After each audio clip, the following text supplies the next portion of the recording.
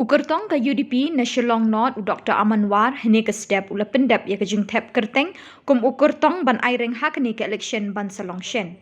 Habakren bikilat pathai khubor u Dr. Amanwar u badeiru u DHS barim ka sorkar jila ula ong ba kajing kerdu kam bat kajing jur u drok kala nakta arsha ai kisamla hakni kajuk menta. Maritan ni yashong bat kiparlok ni yashong bagi bahiang basam inu i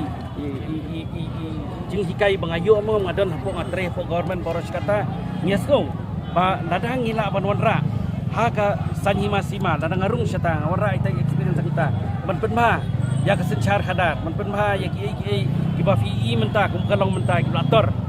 gamut kadi halor kata kata imat ki bang ipet menta kalong kani kawai nyepet ya kacing bom yo kam yo jam dari kepecur ba ya kacing jelai jong drug sang ni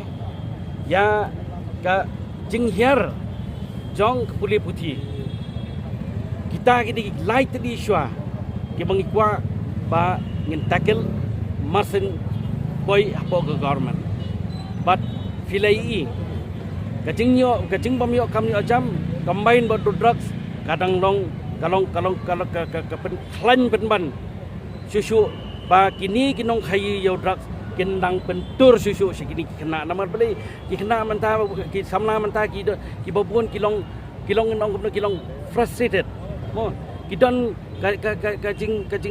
kajing dom there's a resentment I can feel when I go to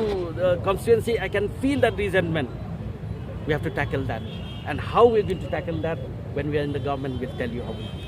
ngal atri mentah la kanu la life nem dengan numdan ke saving numdan kata ka caka ke puta ka junga mangan kiat boros kata ngadon ni kata mentah fikiran sepang covid mentah covid kawan-kawan kum ke air lang thari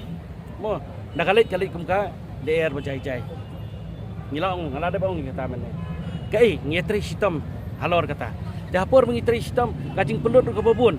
taman nak kacing pelut dengan hapur mengalong director menga kacing pelut kacing ke dibet hapur mengi